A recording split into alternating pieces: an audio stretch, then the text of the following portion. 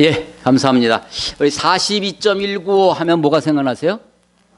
예, 마라톤. 마라톤 전투에서 비롯됐습니다. 페르시아가 그리스 아테네를 중심으로 하는 그리스로 쳐들어왔습니다. 페르시아와 그리스 사이에는 3번의 전쟁이 있었는데요. 1차, 2차, 3차 전쟁이 있었는데 그중에 두 번째 2차 전쟁 때 일입니다. 그때 그리스의 대군을 아테네 군대가 무찔렀어요. 적은 수의 아테네 군사들이 그리스의 대군을 무찔렀는데 그때 사용된 전법이 뭐죠? 이거 가슴에 가리는 거?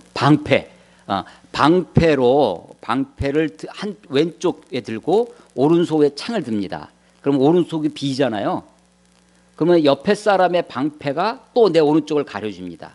그러니까 방패가 쭉 벽이 되는 거죠. 그리고 그 사이에 창이 나오는 겁니다. 이게 아테네 군대의 이 전술이었어요. 그래서 이게 서로 옆에 사람을 믿고 내 옆에 사람을 믿고 내가 움직이지 않고 그대로 전진을 하면 이 페르시아 군들을 다 무찔러 수 있었습니다. 그래서 서로 간에 상대를 믿고 신뢰하는 시민사회가 아테네에 형성되어지게 되는 또 중요한 요소가 되었다고 해요. 이 적은 수로 아테네 군사들은 192명이 기록에 의하면 죽었다고 그러고 페르시아 군들은 7,000명 가량이 그 전쟁에서 죽으면서 페르시아가 이제 다시 물러났는데 그때 그 승전고에 너무 기쁜 이 승전고를 전하기 위해서 그 마라톤에서부터 아테네까지 뛰어갔는데 너무나 그냥 쉬지 않고 달려와가지고 심장 때문에 도착해서 우리가 이겼습니다 하고 죽었다는 거 아니에요? 그래서 그걸 기념하는 것이 마라톤 전쟁이었습니다. 다음에 또 쳐들어왔습니다. 그리스가 세 번째 쳐들어왔는데 이번에는 바다로 쳐들어왔는데 육지에 있을 때 옛날에는 군인들이 싸우는 방패 창을 나라에서 준 게 아니라 다 자기 돈으로 사비로 했습니다. 그러니까 요즘 입대할 때 M16 사갖고 와라. 그러는 거랑 이제 똑같은 거죠. 그러니까 시민이 되려면 투표를 하려면 전쟁에 나가야 시민의 권리가 주어졌는데 방패랑 창을 이걸 구비를 해야 되는 거죠. 그리고 시민과 시민이 서로 연대해가지고 그래서 아테네가 이제 시민사회가 형성됐다고 그래요. 근데 그것도 없는 방패도 살 돈이 없는 노예들 아주 가난한 사람들은 시민도 안 됐어요. 투표권도 없었다고 합니다. 근데 이제 그 세 번째 전쟁에서는 배로 바다로 쳐들어온 거예요. 해전이 붙습니다. 근데 해전에서는 방패 없이도 창 없이도 참전할 수가 있었어요. 어떻게? 노젓는 걸로. 그래서 이 사람들이 다 그래서 이 아테네 그쪽에 이 민주주의가 발달하게 된 여러 요인이 있는데 이 전쟁이 그런 요소 중에 하나가 됐죠. 자, 그럼 퀴즈. 여기서 쳐들어왔던 OX가 아니라 단답형이에요. 여기서 쳐들어왔던 페르시아의 왕이 누굴까요? 왜 제가 이야기를 이렇게 했을까요? 예? 다리우스. 오늘 6장 1절에 누가 나와요? 다리오. 이 다리오가 누구라고요? 다리우스입니다. 다리우스요. 페르시아. 그래서 우리 세계사회는 그냥 페르시아 하는데 사실은 정확하게 얘기하면 8절에 봐보세요.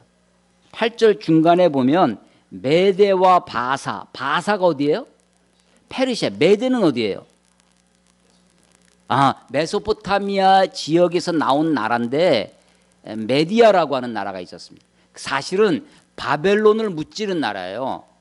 바벨론을 무찌른 나라가 메데와 바사의 연합군이었습니다. 그 메데의 왕이 누구였냐면 다리오입니다. 다리오. 그런데 나중에는 메데와 바사가 연합을 해가지고 바벨론을 무찔렀는데 나중에는 바사가 이 메데를 집어삼킵니다. 그래서 합병을 해요. 그래서 바사의 페르시아의 왕이 누구냐면 고시 집안의 유명한 왕 고레스입니다. 고레스. 그래서 고레스예요. 자, 그래서 오늘의 주인공이 다니엘인데요. 다니엘은 굉장히 제가 생각하기에는 세계사에 이런 사람이 없습니다. 우리나라에 박근혜 대통령 때 어떤 장관을 한 사람이 지금 문재인 대통령 때 장관을 할 수가 없죠. 없어요. 정권이 바뀌어도 같은 나라에서도 왕이 바뀌면 정권이 바뀌면 다 퇴임하고 물러나고 새로운 사람이 되는 거예요. 그런데 이 다니엘은 세 나라 바벨론, 그다음에 메데, 그다음에 바사, 페르시아 3대에 걸쳐서 네 왕, 이 바벨론의 느부갓네살, 그리고 벨사살 왕, 그다음에 메대의 오늘에 나오는 다리우스라고 하는 다리오, 그다음에 페르시아의 고레스, 세 개의 왕조가 바뀝니다. 나라가 바뀌어요. 왕도 4명이 있었는데 그 4명이 있을 때마다 각각 거기에 등용이 돼가지고 다리오 때가 최절정기였는데요. 이 다리오, 이 페르시아의 메대의 다리오 왕은 아직 유럽, 그러니까 지금 헬라, 그리스, 지금 페르시아 전쟁 계속 졌거든요. 그래서 그쪽까지는 진출을 못했지만 오리엔트 지역에 메소포타미아, 티그리스강, 그다음에 페르시아 지금 동쪽 여기까지 다 차지하고 있는 제국에 120개 도가 있었어요. 오늘 1절에 보면 고관 120명 있다고 그러잖아요. 120개의 도. 우리는 8도입니다. 8도 강산. 지금도 8개인가요? 더 많아졌는데.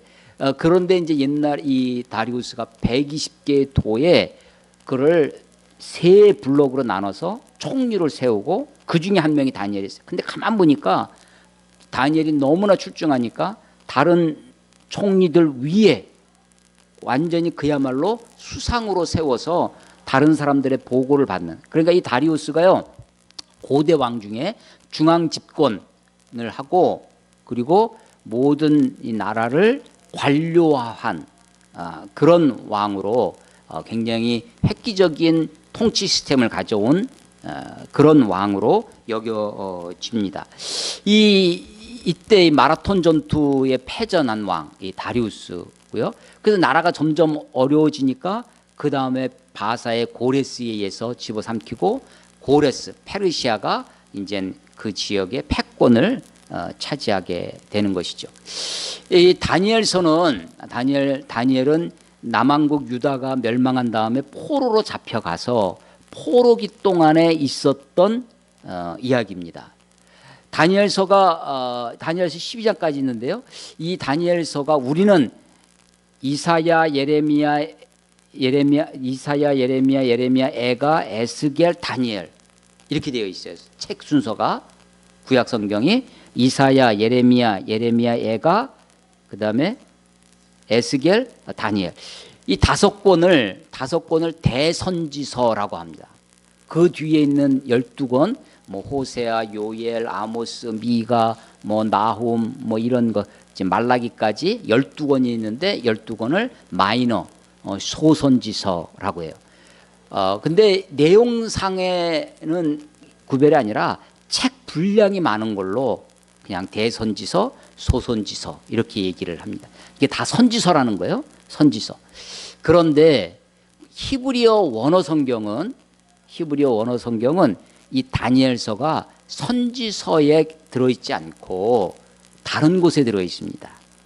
그래서 이 다니엘서를 읽어보면 1장부터 6장까지, 오늘 6장까지가 무슨 왕 때, 느부갓네살 왕 때, 벨사살 왕 때, 다리우스 왕 때 이런 왕들의 역사와 함께 기록되어 있어서 이들을 역사서처럼 완전 역사서로 분류되어 있지는 않지만 게툼이라고 하는 그렇게 분류가 되어 있어요. 그러니까 우리는 이걸 완전히 예언서로 선지서로 보고 있지만 히브리인들은 오히려 역사에 가까운 이야기. 그래서 왕들의 이야기가 계속 나옵니다. 그래서 오늘 이 다리우스 왕도 마라톤 전투의 고대 이 세속사, 세상의 역사에도 나오는 바로 그 왕의 이야기입니다. 그 당시에는 여러 민족들이 고대 그리스와 그 메소포타미아죠. 제국을 알렉산더 대왕이 이제 다 통일을 하기 전까지만 해도 우리는 단일 민족 국가, 단일 혈통, 이 혈통주의가 많죠. 민족주의도 강하고 근데 이 당시에는 유대주의가 있으면서도 다니엘서는 놀라운 아주 신비한 것이 있어요. 아까도 말씀드렸지만 다니엘이 지금 나라가 바뀌었는데도 총리로 기용이 되잖아요. 이것도 상당히 우리와 맞지 않는 이야기인데, 다니엘에 하면 세 친구가 나옵니다. 세 친구의 이름이 뭐죠? 사드락과 메삭과 아벳느고입니다. 이 이름이 전부 다 어떤 식의 이름이냐면 바벨론식 이름입니다. 특별히 아벳느고 할 때 느고라는 이름은 느고신의 종이라는 뜻이에요. 그러니까 이방 신의 이름이 그 이름 속에 들어있는데, 성경을 기록할 때 원래 히브리 이름이 있어요. 근데 저도 히브리 이름을 다 기억을 못 하거든요. 사드락과 메삭과 아벳느고를 기억하지. 그러니까 바벨론식 이름을 가지고 있어요. 다니엘만 히브리식 이름 다니엘 이렇게 나옵니다. 그런데 느부갓네살이 다니엘에게도 이름을 고쳐줬어요. 벨드사살이라고 하는 바벨론식 이름이 있어요. 벨드사살의 벨이 뭘까요? 이것도 벨신입니다. 바벨론의 신이에요. 그러니까 우리식으로 하면 일제시대 때 다 뭐 했다는 거예요? 창씨개명했다는 거예요. 그러면 창씨개명하면 우리는 다 어떻게 취급을 해요? 매국노처럼, 친일파처럼 취급합니다. 그리고 일제시대에 무슨 공직에 활동을 했다 하면 다 어떻게 해요? 다 친일파로. 그런데 우리가 이 박정희 대통령도 다 그렇게 얘기하는 거예요. 창씨개명한 거, 그다음에 그 일본 헌병대의 말단 소위, 우리 지금의 육군을 하면 소위였는데 그것도 문제 삼죠. 그런데 여기 다니엘도 바벨론식 이름이 있었고, 그 친구들의 이름, 또 왕조가 바뀌는데 아주 고위직, 그것도 1인 지하, 한 사람 밑에 만인 지상의 총리역까지 하는 그런 것입니다. 그래서 우리가 생각하는 유대주의, 유대 혈통주의 와는 사뭇 다르게 상당히 세계주의가 있고 포용주의가 있습니다. 그럼에도 불구하고 이 다니엘이 이방 왕들에게, 이 이방 왕이 아주 민주적인 왕, 아주 인격적인 왕이 전혀 아닙니다. 인권을 고려하고 이런 왕들이 아니었어요. 그 당시에는 인권이라는 개념도 없었고, 사람을 사고 파는 인신매매가 가능했고, 내가 그 사람의 인신을 완전히 구속을 해서 종으로, 노예로 삼고 전쟁터에 끌고 가고, 전쟁터에서 사람을 잡아와서 노예로 하는 그런 시대였습니다. 그런 왕들 앞에서도 참으로 충성된 왕으로, 충성된 신하로 그렇게 여겨졌습니다. 제가 이제 나름대로 대학 4년을 참 열심히 신앙생활하고 믿음으로 산다고 하고 이 공동체 안에서, 신앙 공동체 안에서 생활하다가 졸업을 하고 군대에 갔습니다. 군대에 갔더니 그야말로 대학 시절은 사실은 이 온실 같습니다. 보호를 받죠. 공동체의 보호를 받고, 믿음에 맨날 만나는 사람들이 캠퍼스에서, 교회에서 늘 믿는 사람들 속에 살아갑니다. 근데 군대 가니까 전혀 그렇지 않죠. 나를 보호해 주던 공동체가 없습니다. 온실이 없어졌습니다. 거기서 혼자 생활을 해야 되는 거예요. 그러면서 이제 저도 이제 장교로 갔으니까 소대장, 뭐 중대장, 뭐 대대참모, 연대참모를 하는데, 저의 위에 상관이 있죠. 중대장도 있고 대대장도 있고 연대장도 있고 윗사람들이 있습니다. 저를 항상 괴롭혔던 사람이 누구였냐면 요셉입니다. 저를 괴롭혔던 사람이 느헤미야이고, 저를 늘 괴롭혔던 사람이 바로 다니엘이에요. 아니, 이 사람들이 어떻게 그 바로의 그 패역한 왕 밑에서, 바로 앞에서 충성된 사람으로 인정받을 수 있는지. 아니, 우리 뭐 이렇게 기도할 때 그러잖아요. 좋은 믿음의 사람 만나게 해달라고. 우리 학생들 군대 갈 때마다 기도하면 믿음의 형제들 만나게 해달라고. 근데 전혀 그렇지 않아요. 뭐 믿는 사람 하나도 없는 곳에 하나님도 모르고 악하고 패역하고 그런 곳에서 요셉도 그렇지만 느헤미야도 그렇지만 다니엘도 그렇지만 그 사람들에게 인정받고 그 사람들에게도 사람에게 충성해요. 근데 동시에 사람에게만 충성됐다면 성경이 기록될 수 없죠. 사람에게도 충성될 뿐만 아니라 하나님께도 충성된 사람으로 하나님께도 신실한 사람으로 인정되었기 때문에 성경에 기록된 사람이죠. 그래서 저에게 특히 군대 생활했을 때 굉장히 저를 날마다 떠오르는 사람 바로 이런 사람들 요셉, 느헤미야, 다니엘. 오늘 그 다니엘의 이야기인데 다니엘이 이제 120도에 세 총리가 있었고 그 총리 중에서도 으뜸 총리 수상으로 이렇게 발탁이 되어서 이 많은 다른 사람들을 다 통치하고 관리하는 그런 위치가 되었습니다. 그러니까 당연히 다른 고관들, 다른 총리들로부터 시기와 질투를 받게 됩니다. 여러분 시기만큼 뿌리 깊은 죄성이 없습니다. 여러분 창세기에서 에덴에서 추방돼요. 추방돼서 아담과 하와가 아이들을 낳습니다. 가인과 아벨이 태어나죠. 그 첫 번째 벌어지는 문제가 뭐였냐면 제사 문제였습니다. 예배 문제예요. 그러니까 추방당한 인류가 겪는 첫 번째 문제가 제사예요. 예배입니다. 우리 신앙도 그렇습니다. 신앙이 어쩌면 가장 중요한 문제 중에 하나가 예배 문제라고 생각됩니다.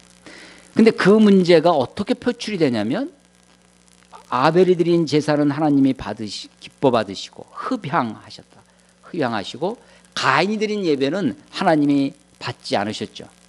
그런데 이 가인의 마음속에 뭐가 생기냐면 시기가 생깁니다. 그리고 분이 생겨요. 그래서 자기 제사를 받지 않은 하나님을 향하여 악을 저지르는 것이 아니라 자기 동생 아벨을 향해서 그 분이 표출돼서 살인의 죄를 범하게 되어집니다. 시기가 우리에게 마음속에 그래서 형제가 밭을 사면 사촌이 땅을 사면 네 배가 아픈 게 우리들의 마음이죠. 다니엘이 이렇게 아주 으뜸 총리 수상이 되니까 다른 총리들과 고관들이 꾀를 냅니다. 아무리 해도 저 사람의 다니엘에게 어떤 흠이나 허물을 찾을 수 없었다는 거죠. 그래서 이 4절에 보니까 이는 그가 충성되어 아무 그릇됨도 없고 아무 허물도 없음이었더라. 그래서 오로지 그가 믿는 종교, 그가 믿는 신앙, 그가 믿고 있는 율법 5절에 보면 그 하나님의 율법에서 근거를 찾지 못하면 그를 고발할 수 없겠다 해서 하나의 금령을 만드는 거예요. 다니엘이 어떤 사람이었느냐 3절에 보니까요 다니엘은 마음이 민첩하여 이것도 참 성경이 기록되는 게 좀 묘합니다. 행동이 민첩하다 하면 우리가 쉽게 이 목에 안 걸리죠. 근데 마음이 민첩해요. 마음이 민첩하다고 되어 있습니다. 다른 사람들과 구별되는 거예요. 구별된 삶을 살았다라고 되어 있습니다. 그리고 그 구별됨이 4절에 보면 충성됨으로 그가 충성되어 아무 그릇됨도 없고 허물도 없었다. 자, 다니엘의 두 가지를 얘기하는데 마음이 민첩했다. 그리고 그가 충성되었다. 그래서 충성됨이 그릇됨과 허물이 없었다. 그래서 왕으로부터 인정을 받은 거예요. 다리우스 왕으로부터 인정을 받았습니다. 자, 다니엘이 인정받은 것은 그의 능력입니까? 그의 성품입니까?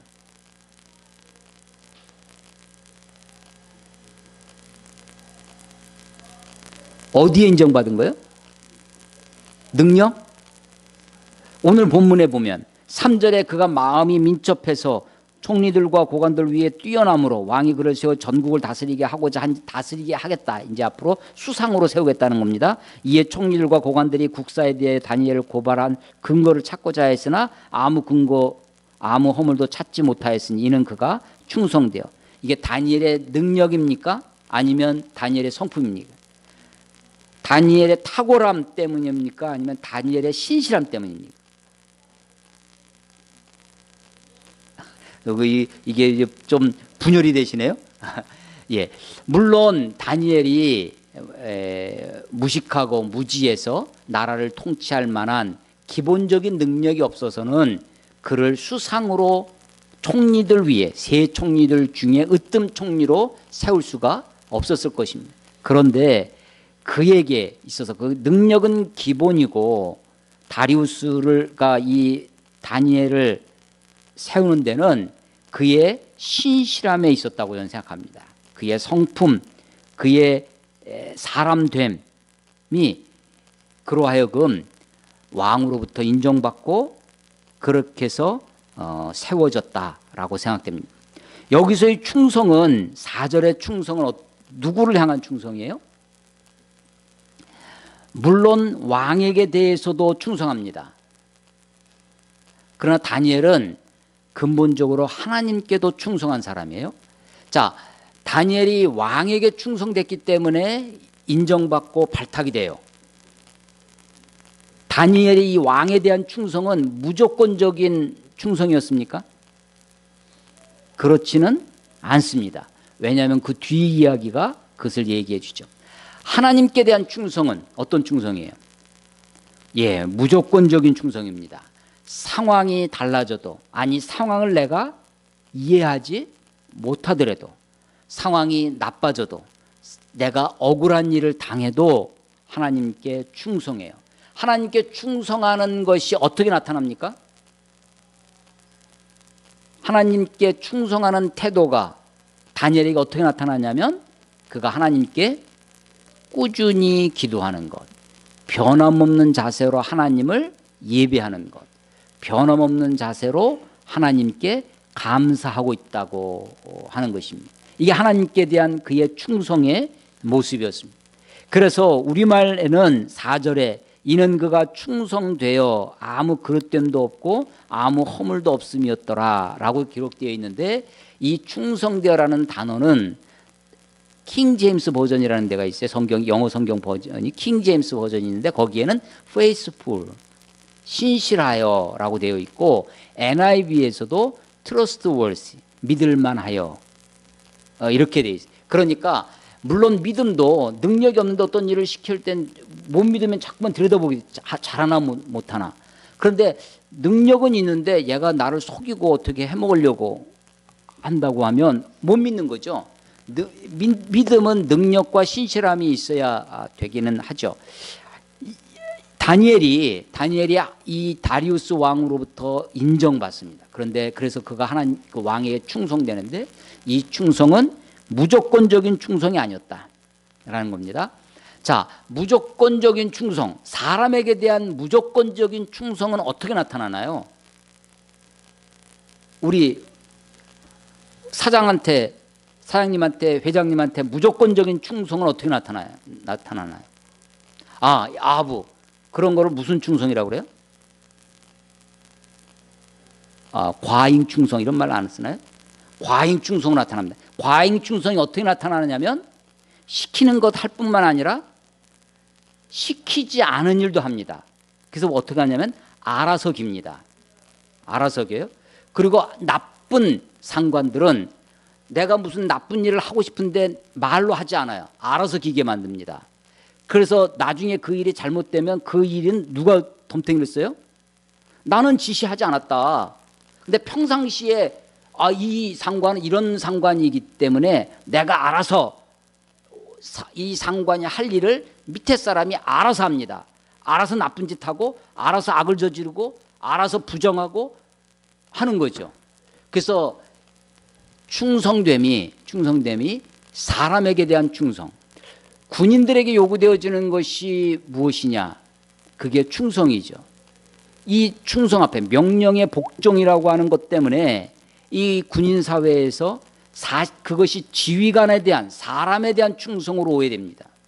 사실은 국가에 대한 충성, 나라에 대한 충성이어야 됩니다. 사람에 대한 충성이 아니라. 물론 그 나라에 대한 충성이 그 나라가 부여한 그 권위에 대해서 그의 합당한 정당한 지위에 대해서 우리가 존중하고 그 명령을 따르는 것이죠. 그래서 충성이 뭐냐? 충성이 어떤 충성이 바른 충성이냐? 우리가 어떻게 살아가야 되느냐라는 것을 생각하게 됩니다. 다니엘이 충성되어서 아무 허물도 찾을 수 없으니까 결국 율법의 그 종교적인 신앙의 것으로 이 다니엘을 엮으려고 합니다. 이것을 금령을 새로운 법을 만들어요. 근데 이 법은 한시적이었습니다. 7절에 보면 30일 동안만 하는 거예요. 30일 동안만. 원래 이런 제국들은요, 특히 로마가 그런데 로마는 그것을 아주 로마법이라고 하는 것을 우리가 지금 보편법, 우리 모든 이 나라들이 로마법을 아주 높이 하고 우리도 로마법에 근거해서 하는 것 중에 하나가, 로마는요 인종이나 민족이나 이런 것 아무 상관없습니다. 로마가 정한 법에만 복종을 하면 그 나라가 믿고 있는 신앙, 그 민족이 가지고 있는 어떤 문화 다 존중합니다. 법만 지키는 거예요. 그 보편법의 사상이 로마법에 나오죠. 그런데 이 페르 제국들의 특징이 그렇습니다. 내가 여러 나라를 다스리려면 그 나라 문화를 완전히 깡그리 무시하고 새로 자기 문화를 강요해서는 그 나라를 통치하고 다스릴 수가 없습니다. 그 나라가 믿고 있는 종교 신앙을 완전히 무시해서는 복종하지 않죠. 함께 공존하면서 세금 잘 바치고 반역하지 않고 하면 그 제국 안에 들어오는 것입니다. 그래서 이런 것들이 그 당시에도 있었는데, 그러니까 30일 동안만, 평상시에는 너희들 신앙 생활 다 자기 나라 자기 민족의 신을 섬기는 거예요. 그런데 30일 동안만 한시적으로 다른 신, 다른 사람에게 절하지 아니하고 오로지 메대 다리우스 당신에게만 절하게 하면 30일 동안이니까 당신에 대한 충성을 이렇게 표현하면 좋겠다라고 금령을 만드는 겁니다. 그리고 이 법을 어떻게 하냐면 다시 고치지 못하는 불가역적 법, 불가역적이라는 단어가 어디서 많이 듣지 않아요? 다시 고칠 수 없는 8절에 나오는데요. 메대와 바사에 다시 고치지 못하는 법으로 당신이 도장을 찍어라. 옛날에는요 도장이 인주에다 이렇게 하는 것이 아니라 나무판 같은 데다가 법령을 쓰고 왕이 이 반지의 문양으로 반지로 꾹 눌러서 자국을 내는 겁니다. 그래서 이 반지로 도장을 찍어서 변할 수 없는, 고칠 수 없는 법. 그 법은 왕도 자기가 만든 법이지만 자기도 못 고치는 법으로 그렇게 한다는 거죠. 아주 강력하지만 그러나 다만 한 가지, 한시적이라는 것에 이 왕도, 다리우스 왕도 넘어갑니다. 그런데 10절의 문제예요. 오늘 10절 다니엘이, 우리 10절 다 같이 한번 읽어보겠습니다. 10절 자 시작. 다니엘이 이 조서에 왕의 도장에 찍힌 것을 알고도 자기 집에 돌아가서는 윗방에 올라가 예루살렘으로 향한 창문을 열고 전에 하던 대로 하루 3번씩 무릎을 꿇고 기도하며 그의 하나님께 감사하였더라. 아멘. 저는 이 다니엘서 12장 중에 1장부터 이 다니엘 전체 중에 몇 구절 좋아하는 구절이 있는데요. 그 중에 하나가 6장 10절입니다. 다니엘이 조서에 어인이 찍힌 것, 요즘식으로 하면 대통령이 사인을 한 거예요. 그런 것을 알았습니다.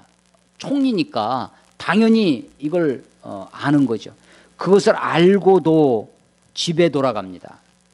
윗방에 올라가 예루살렘으로 향한 창문을 열고, 여기요 다니엘이 얼마든지 타협을 할 수 있는 기회가 곳곳에 있습니다.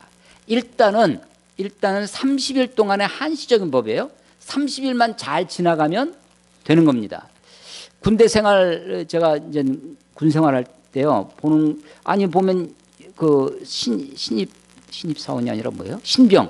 신병들 뭐 이렇게 신상명세서를 적어보면 종교란에 기독교라고 적은 친구들이 많아요. 그래서 이제 불러다가 상담도 하고 이야기도 듣고 그렇습니다. 근데 나중에 보면 교회를 안 가, 주일날. 그래서 뭐 근데 이런 저런 이야기를 하다 보면 마치 어떤 느낌을 받냐면요. 그때는 이제 3년 군대 생활하던 시절이었는데 내가 군 생활하는 이 3년 동안에는 주님이 오시지 않을 것 같다는 생각에 사로잡혀 있어요. 요 기간 동안에는 주님이 안 오실 것 같아. 제가 신학교를 군대를 제대하고 신학교를 갔습니다. 얼마나 가슴이 부푸 신학교를 갔겠어요? 선지동산이라고 우리가 보통 이야기하는데 거기 가서 그냥 다 그런 사람들만 오는 줄 알았어요. 그래서 근데 그때 가자마자 학교를 이제 대전 시내 한복판에서 아주 그냥 그 금사라기 같은 땅에 좁은 곳에 있다가 그걸 팔고 변두리로 큰 땅을 사서 이제 옮겨가는 그런 시점이었습니다. 일단 강의실 뭐 그다음에 기숙사 조금 짓고 그리고 이제 시작을 하는 거예요. 가자마자 뭘 했냐면 강당을 짓습니다. 강당을 92년도 그러니까 오래됐잖아요. 강당을 얼마나 크게 짓는지 지금 가서 보니까 굉장히 조그매요. 그때는 굉장히 크게 보였어요. 그리고 강당을 너무 좋게 짓는 거예요. 강의실은 막 그냥 허접하게 줘놓고서는 강당은 그 시설이라든지 음향시설이라든지 이게 너무 이게 아니 학생들 등록금 받아가지고 이렇게 좋은 강당을 짓나. 몇 년 전에 가보니까 굉장히 강당이 낡고 음향시설도 야 이게 뭐냐. 그때 저희 눈에는 그렇게 보였어요. 그때 이제 신학생들끼리 몇몇이 하는 이야기가 야, 이 학교가 이렇게 강당에다가 이렇게 짓는 거 보니까 주님 오시긴 좀 한참 뒤에 오실 모양이다. 주님이 당장 오시면 신학교에서 이런 걸 안 하고 또 다른 일 했을 텐데 아니 한시적이라는 게요. 이게 아주 우리들을 타협하기 좋게 합니다. 요때만 잘 넘기면 되는 거예요. 30일. 3년도 참는데 30일 못 참겠어요? 아니 그리고 자기 집에 돌아가서 윗방으로 저 지하실 가가지고 조용히 기도했으면 됐을 텐데 윗방으로 갑니다. 그것도 예루살렘으로 향한 창문을 창문을 닫아놓고 하면 될 텐데 창문을 열어놓아요. 창문을 열어놓고 전에 하던 대로 하루 3번씩 무릎을 꿇고 기도합니다. 아니 무릎 꿇지 않고 우리 식기도할 때 친구들 뭐 회사 동료들이랑 밥 먹을 때 나 혼자 기도하긴 뭐 하니까 잠깐 기도하는지 모르게 기도하고 밥 먹을 수 있잖아요. 그런데 지금 어떻게 하냐면 무릎을 꿇고 그것도 창문도 열어놓고 전에 하던 대로 자기가 하던 대로 기도합니다. 이 사람 다니엘이 눈치가 없는 겁니까? 눈치가 없는 게 아니라 타협이 없는 겁니다. 눈치 없는 사람 있잖아요. 눈치 없는 사람은 도장이 찍힌 거, 왕의 도장이 찍힌 것을 몰랐다면 눈치 없는 사람이겠죠. 그런데 그것을 알고도 눈치 없는 것이 아니라 타협이 없습니다. 물론 우리가 공동체 안에서 함께 살아가기 위해서 타협할 때가 있죠. 내 것을 양보할 때가 있어요.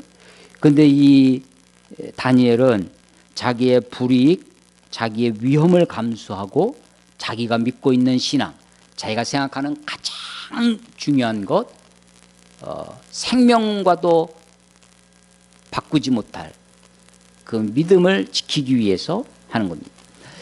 다니엘서의 1장에 보면요. 1장에 보면 무슨 이야기가 나오냐면 음식 이야기가 나옵니다. 다니엘이 처음에 끌려와서 포로로 잡혀와서 남왕국 유다가 멸망할 때 포로로 잡혀가는데 한 번에 다 잡혀간 것이 아니라 1차, 2차, 3차에 걸쳐 3번의 포로가 되고 3번째 나라가 망하는 거예요.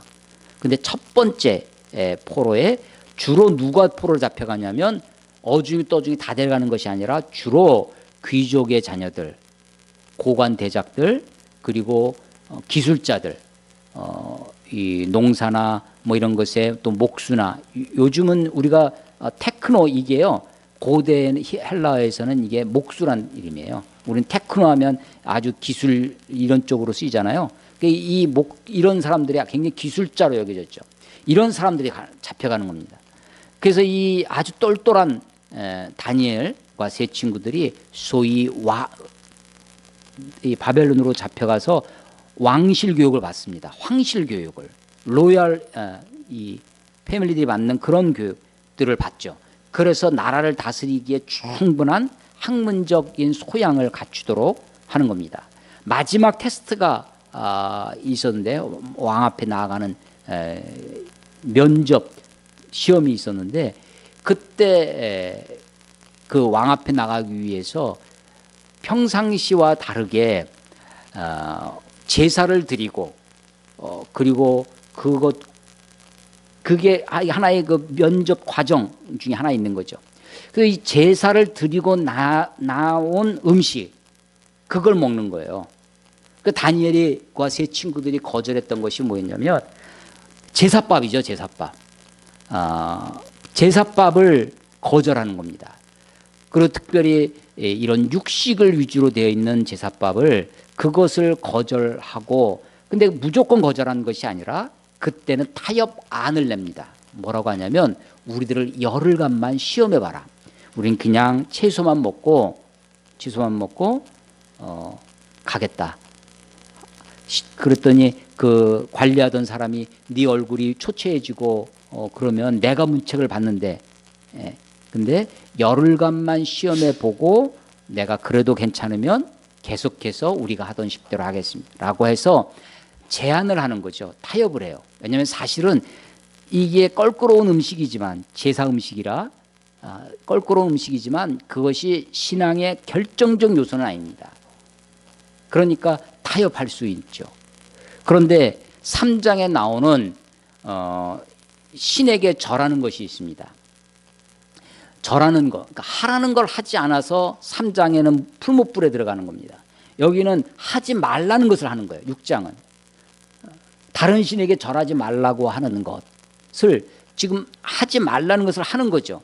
자기가 하던 대로.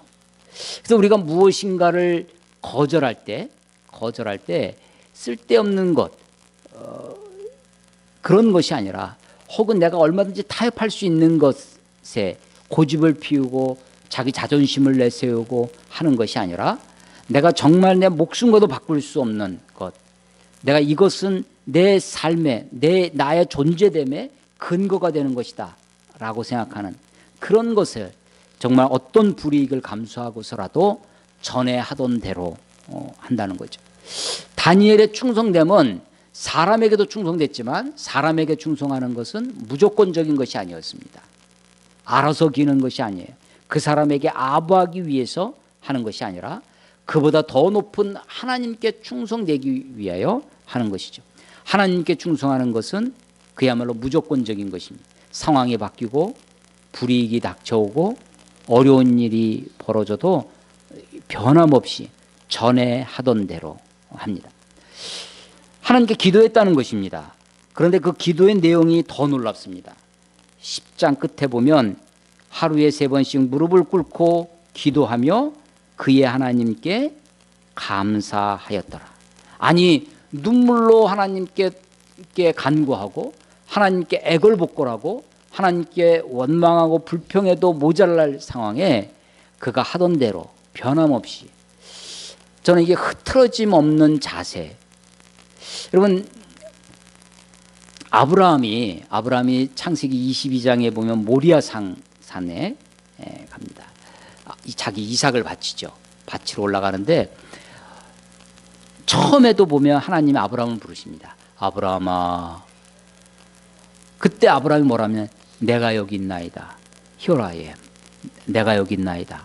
그랬더니 하나님이 네가 사랑하는 네 독자 이삭을 내가 지시할 곳에 가서 내게 번제로 드려라.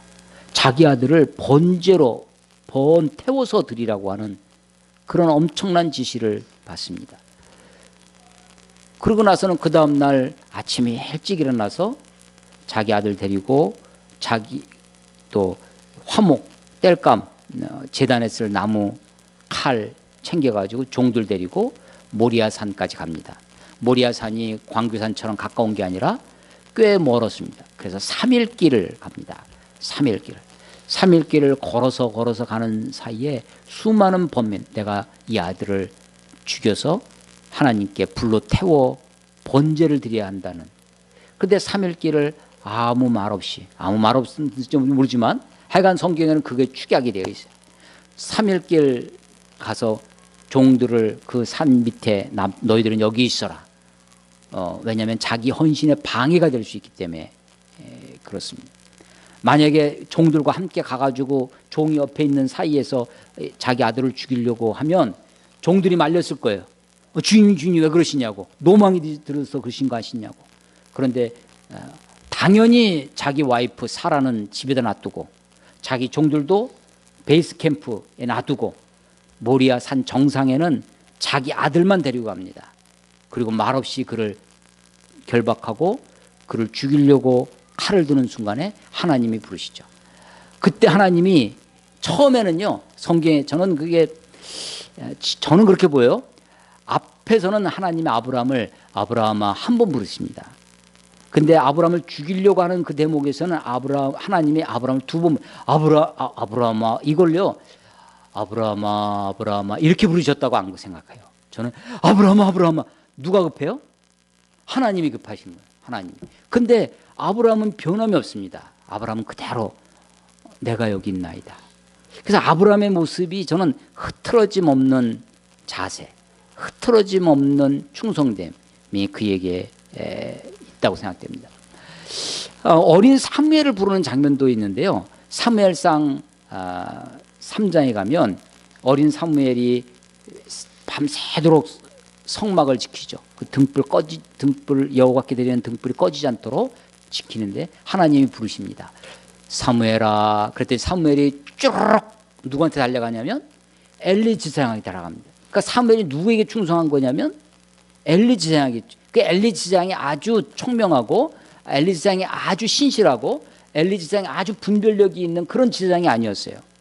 아니 사무엘의 어머니 한나가 술 취한 건지 기도하는 건지도 구별 못하는 사람이었습니다. 그럼에도 불구하고 사무엘이 그 엘리야에게 충성됩니다. 또 불러요. 사무엘아. 또 엘리야가 내가 부르지 않았으면 너 가서 자라 라고 하는데 두 번, 세 번 부릅니다. 아니 이게 첫 번째는 몰라도 두 번째, 세 번째 하면서 우린 누가 생각나냐면 양치기 소년이 생각납니다. 그래서 두 번째, 세 번째 부를 때는 안 갈 수도 있죠. 노망이 들은 모양이다. 헛소리 하는갑다. 분명히 자기는 소리를 들었지만 가면 또 안 불렀다고 할 테니까. 그런데요, 이 사무엘에게 없는 것, 짜증이 없습니다. 왜 부르셨어요? 또 부르셨어요? 짜증이 없어요. 불평이 없습니다. 원망이 없습니다. 그리고 전에 하던 대로 그대로 가서 종이 여기 있나이다. 누구에게? 엘리에게 합니다. 흐트러짐이 없어요. 전에 하던 대로 다니엘의 모습입니다. 전에 하던 대로. 그런데요, 이 전에 하던 대로가 습관적은 아닙니다. 습관적으로 하는 건 어떤 거예요? 아무 생각 없이 하는 겁니다. 기계적으로 하는 거죠. 누가복음 22장에 보면 예수님이 그 십자가에 달리신 겟세마네 동산에서 가서 기도하시는데 겟세마네 기도가 마태복음에 한번 나오고 누가복음에 한번 나와요. 두 번 나옵니다. 근데 누가복음에는 한 토시 하나가 들어있어요. 뭐냐면 그가 감람산으로 가서 기도하러 가시더라. 그 앞에 습관을 따라. 저는요 이게 번역이 참 기가 막히다고 생각해요. 예수님이 습관적으로 감람산에 가서 이게 겟세마네거든요. 기름을 짜는 거, 감람유를 짜는 게 겟세마네인데 그 감람산으로 가시는 모습을 누가는 뭐라고 그러냐면 습관을 따라. 다니엘서로 바꾸면 전에 하던 대로입니다. 변함이 없어요. 흐트러짐 없습니다. 아니 조금 전에 지금 최후의 만찬을 하신 거예요. 그리고 누가 나를 팔지 다 아신 겁니다. 그의 마음속에 가룟 유다의 마음속에 마귀가 그의 마음속에 들어갔다고 하는 것이 마태복음에 기록되어 있어요. 아니 그걸 다 보시고 아시면서도 마치 다니엘이 그 왕의 조서에 도장이 찍힌 것을 알고도 전에 하던 대로 습관을 따라 감람산으로 가십니다. 거기서 기도하세요. 그러니까 그 밤에 가룟 유다가 대재앙의 하속들 부하들을 데리고 군병들을 데리고 이 시간에는 예수님은 거기 가면 있을 거다. 감람산에 가면 거기 기도하실 것이다 라고 알고 오는 거죠. 와서 여러 사람들이 있는데 요즘은 인터넷으로 신문으로 예수가 누군지 다 알았을 것입니다. 근데 누가 예수님인지 특정할 수가 없어요. 그러니까 그때 가룟유다가 내가 가서 키스하는 사람, 내가 입 맞추는 사람이 그가 예수다라고 가르쳐주고 가서 키스를 하죠. 가증한 키스를 하는 겁니다. 흐트러짐 없는 모습, 습관대로 습관적으로 하는 것이 아니라 습관을 따라 합니다.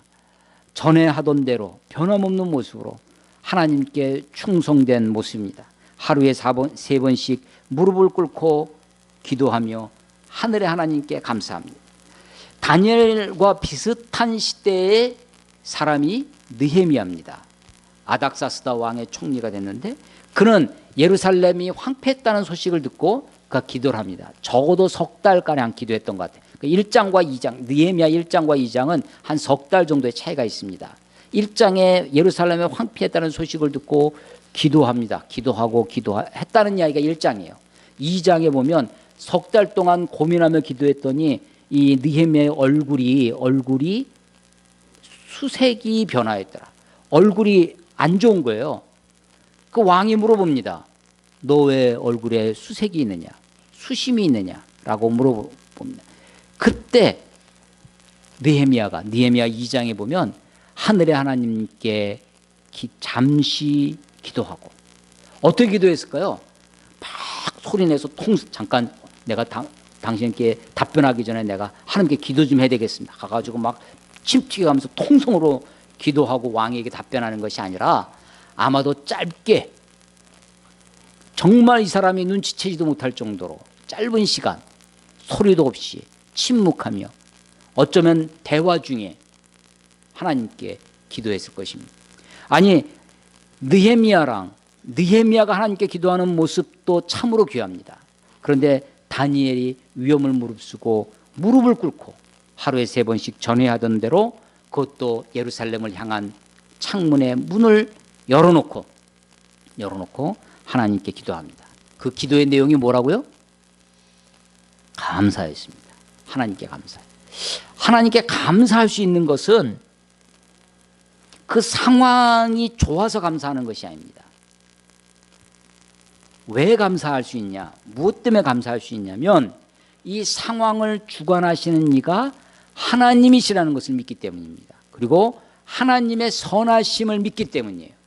상황은 나빠도, 이 상황은 어려워도, 상황은 고통이어도, 억울하고 비참하고 고통스러워도 이 상황 너머에 우리 하나님이 계시고 하나님은 이 모든 것을 주관하고 계시고 하나님의 지혜가 항상 선하게 이루어질 것을 믿기 때문에 나에게 유리하면 선이고 나에게 불리하면 악이 아니라 내가 좋아지고 편해지고 내가 부유해지면 선이고 내가 가난해지고 내가 곤고해지면 악이 아니라 내 중심이 아니라 하나님의 뜻에 합당하면 선이고 하나님의 뜻에 맞지 않으면 악이기 때문에 하나님의 뜻에 합당하도록 일이 이루어질 것이다 라고 믿을 때 드려질 수 있는, 나타날 수 있는 삶의 태도가 감사입니다. 그래서 저는 하나님을 향한 우리의 신앙 태도의 가장 중요한 것이 감사라고 생각합니다. 여러분 성경 전체가 66권이 다 하나님의 뜻이죠. 그런데 이 66권이 다 하나님의 뜻이다라고 말하는 것에 못지않게 더 중요한 것이 있습니다. 뭐냐면 하나님이 명시적으로 이게 하나님의 뜻이다라고 말씀해 준 게 있어요. 3가지가 있습니다. 나를 보내신 이의 뜻은, 나를 보내신 아버지의 뜻은, 요한복음 5장과 6장에 읽어보시면 나를 보내신 이의 뜻은 아들을 보고 믿는 자마다 영생을 얻는 이것이니, 요한복음 5장 39절입니다. 아들을 보고 믿는, 예수를 보고 믿는 자, 예수님을 통해서 구원을 받는 자, 예수님을 통해서 영생을 얻는 것이 하나님의 뜻입니다. 구원이 하나님의 뜻이에요. 예수님을 통한 구원. 이게 하나님의 뜻입니다. 2번째 뜻이 뭐냐면 우리가 예수 믿고 구원받아서 내가 천국 갈 티켓을 얻는 것이 아니라 하나님이 나를 구원해 주셔서 하나님의 사람으로 살게 하시죠. 데살로니가전서 4장 3절에 하나님의 뜻은 이것이니 곧 너희의 거룩함이라. 그러니까 성도로서의 합당한 삶, 거룩한 삶을 사는 것, 이게 하나님의 뜻입니다. 그런데 하나님의 뜻, 거룩함만 붙들고 살아가면 우리 삶이 너무 건조해지고 할 거 아니에요? 세 번째 하나님의 명시적인 뜻이 있는데 그것이 데살로니가전서 5장 18절입니다. 범사에 감사하라. 이는 그리스도 예수 안에서 너희를 향하신 하나님의 뜻이니라. 하나님의 뜻이에요. 어떤 상황이 벌어졌어요? 내가 이걸 감사할까요 말까요? 물어볼 필요가 없습니다. 범사에 감사하라. 그러니까 감사는 어떻게 돼요? 무조건 해야 되는 거예요. 무슨 일이 벌어지는지 감사해 보십시오. 그러면 계속해서 감사할 일만 생깁니다. 맞습니까?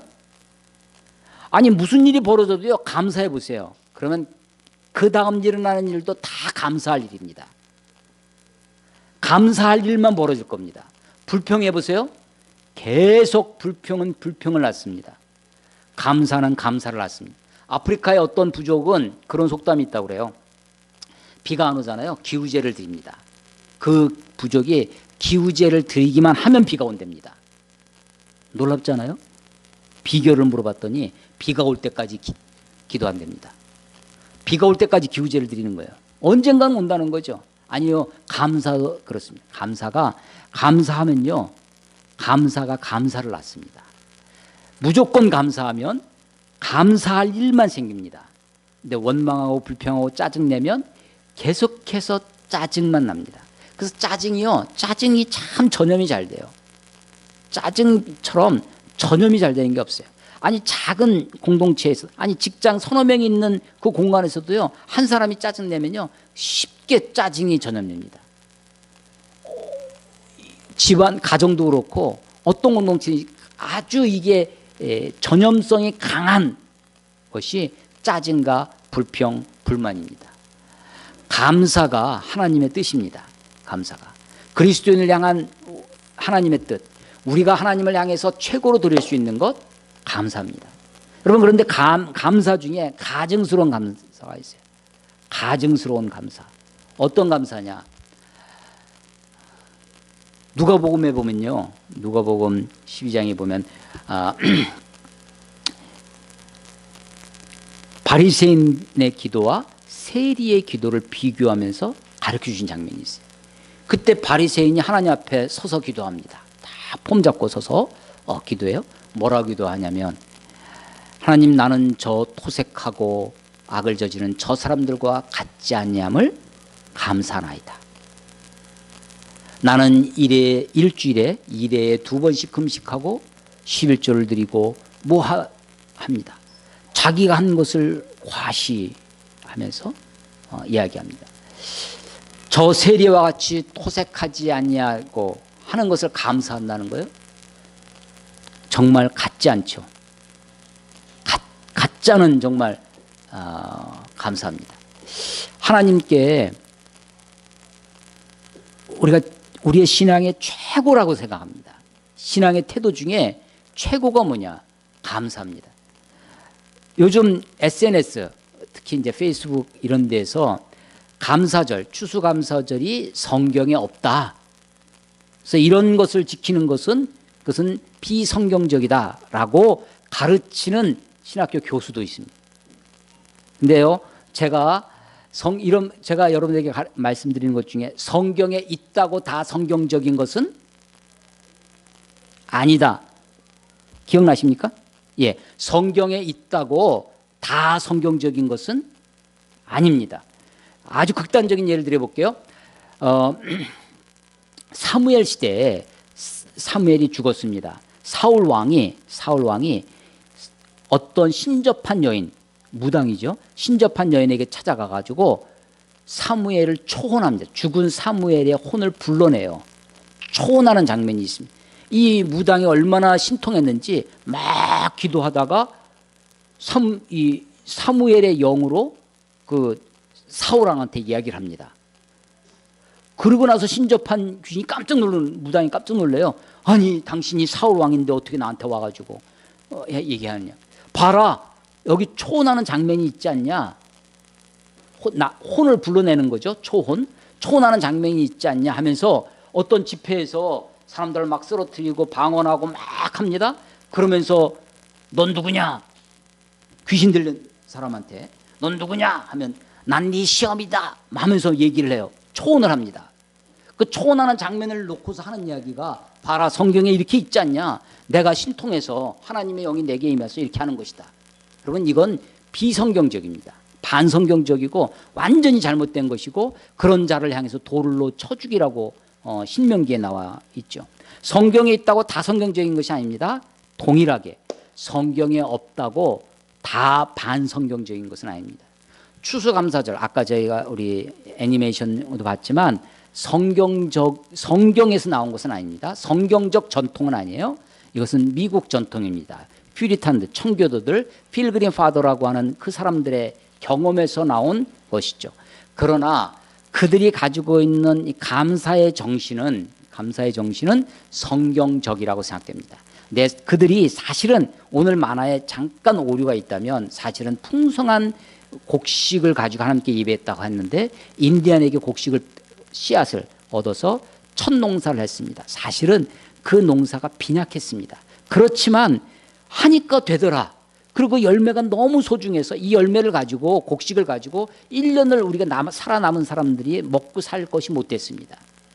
뒤를 생각하고 하는 것이 아니라 첫 소출을 주신 하나님께 너무나 감사해서 예배를 드리겠다. 그리고 이것을 감사가 나눔으로 되어져야 되게 진짜 감사라고 생각해요. 그래서 인디언들을 초청을 해서 우리가 파티를 하자, 잔치를 하자, 축제를 벌이자라고 한 거고, 근데 마침 놀라운 것은 뭐였냐면 이게 너무나 곡식이 부족하니까 우리가 사냥을 해오자. 사실은 인디언들은요 사냥을 잘했는데 이 사람들은 사냥꾼들이 아니었습니다. 근데 그날은 희한하게 칠면조가 그렇게 많이 잡혔다는 거예요. 그 칠면조 고기로 요리를 해가지고 인디언들을 대접을 하고, 그것이 이제 추수감사절에 1620년, 그러니까 첫 추수감사절은 1621년에 벌어지고요.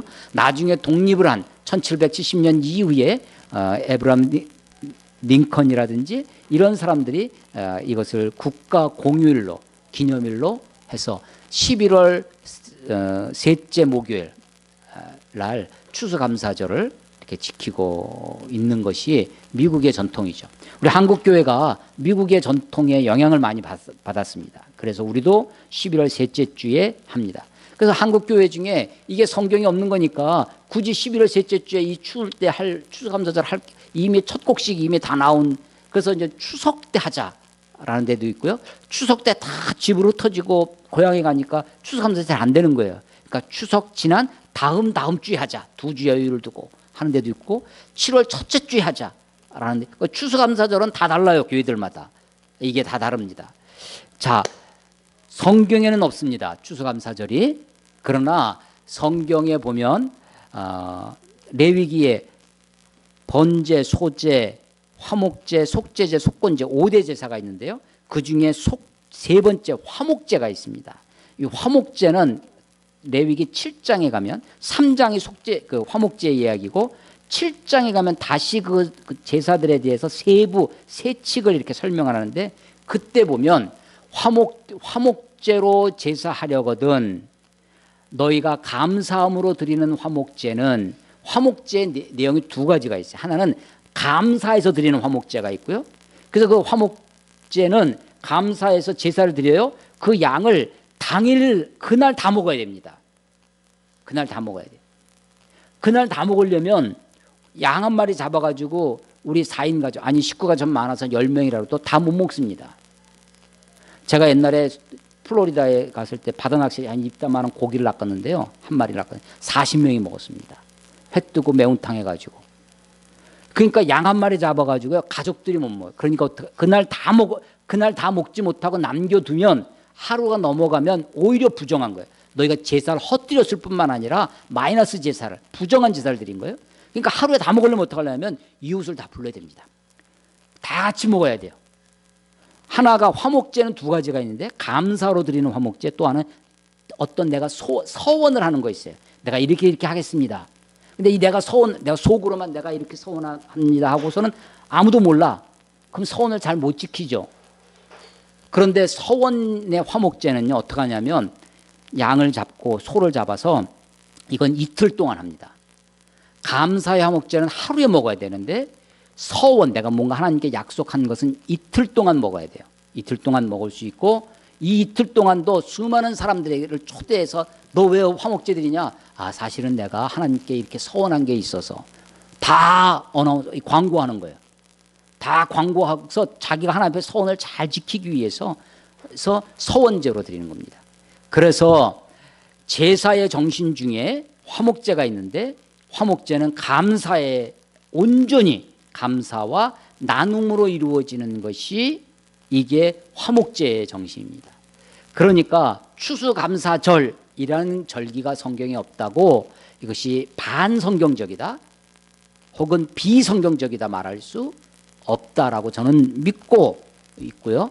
날짜는 교회 형편이나 혹은 교회 사정이나 드리는 형식은 좀 달라질 수 있겠죠. 오늘 다니엘이 창문을 열어놓고 무릎을 꿇고 기도합니다. 이건 형식입니까? 내용입니까? 기도의 형식이죠. 그가 하나님께 기도하면서 감사했어요. 감사. 이건 기도의 형식의 내용이에요. 내용이죠. 자, 형식과 내용 어떤 게 중요합니까? 남을 속이기 쉬운 건 뭐예요? 형식입니다. 형식을 잘 갖추면 남을 속일 수가 있어요. 우리가 아주 근사하게 예배 시간도 잘 지키고 예배를 잘 드릴 수 있어요. 형식을 잘 갖출 수 있습니다. 그건 누구를 속이기 쉬워요? 남을 속이기 쉽습니다. 그런데 형식이 흐트러져요. 형식을 잘 못합니다. 우리 교회 먼 데서 옵니다. 그러니까 시간도 잘 못 맞춰. 가까운 데 오는 사람들도 못 맞추지만 그런데 자 보세요. 그럴 때 우리가 자기 자신을 속입니다. 에이, 괜찮아. 내가 마음만 감사가 있으면 돼. 내가 마음은요, 내용은 남을 속이는 게 아니에요. 내용은 누구를 속여요? 나를 속입니다. 아, 내가 하나님만 잘 믿으면 되지. 내가 하나님을 온전히 하면 되지. 내용은 나를 속입니다. 형식은 남을 속여요. 그런데 지금요, 다니엘은 형식과 내용에 있어서 다른 사람도 속이지 않고 자기 자신도 속이지 않습니다. 성경을 읽어보십시오. 갈라디아서, 고린도전후서에 바울이 우리들에게 계속해서 하는 거죠. 스스로 속이지 말지니라. 여러분, 신앙이 오래되지 않습니까? 습관적이 되다 보면요, 스스로를 속이게 됩니다. 나는 11조 빼먹지 않고 합니다. 나는 주일 어기지 않고 잘합니다. 이게요, 남을 속여요. 그리고 자기 자신을 속여요. 속고 속이는 것이 됩니다. 신앙이 우리가 습관적으로 되지 않고 하나님 앞에 정말 날 것 그대로의 삶, 날 것 그대로의 신앙. 퓨리탄이 그런 거죠. 퓨리탄. 청교도들이 그런 삶을 살아갑니다. 우리의 신앙에 있어서 최고의 정신은 감사입니다. 감사를 어떻게 표현할 것인가? 어떤 형식으로 담아낼 것인가? 하는 것이 사실은 우리들의 숙제입니다. 내가 내용적으로나 형식적으로나 남도 속이지 않고 나도 속이지 않고 하나님 앞에 정직한 신앙생활, 정직한 믿음의 삶, 눈치 보고 하는 것이 아니라 타협하지 아니하고 하나님 앞에 온전히 살아갈 수 있는 저와 여러분이 되시기를 주의 이름으로 축원합니다. 기도하겠습니다. 하나님 아버지, 은혜를 감사합니다. 감사만큼 중요한 것이 없습니다. 감사의 신앙, 감사의 이 삶만큼 우리 삶 속에 너무나 소중한 것이 없습니다. 하나님, 입에 발린 감사가 아니라, 형식적인 감사가 아니라 마음 깊은 곳에서 우리의 진심으로 하나님께 충성된 감사가 되도록, 흐트러짐 없는 감사, 전에 하던 대로 타협함 없는 감사의 삶이 우리의 삶이 되도록 도와주시고, 그것이 주님 앞에 드리는 우리의 최고의 기도임을 알게 하여 주시옵소서. 주님을 의지합니다. 예수님 이름으로 감사하며 기도드렸사옵나이다. 아멘.